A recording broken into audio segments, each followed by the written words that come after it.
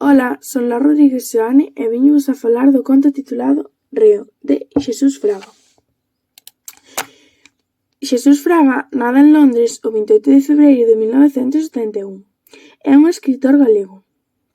Algunhas das súas obras son Tute para catro, O río Miño, unha viaxe entre solsticios e Virtudes e misterios, entre outros. O conto trata dun rapaz de 17 anos, case de 18, que está a piques de rematar bacharelato.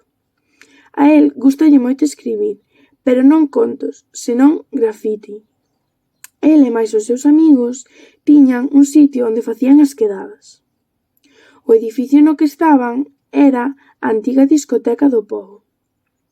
Alí tamén vivía Chagui, co seu can, un suposto vagabundo. Sen e Rai eran irmáns xemelgos, pero moi distintos, que tamén estaban nese grupo.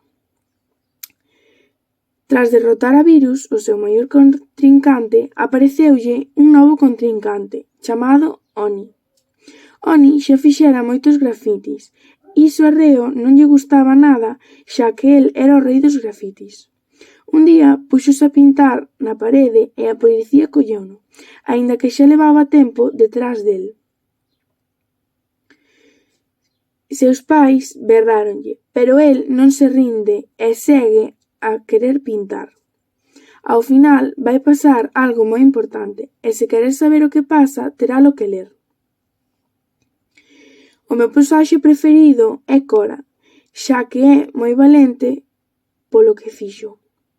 Recomendo volo ler, xa que se lé moi rápido e enténdese moi ben, xa que non ten palabras moi complicadas. Adeu!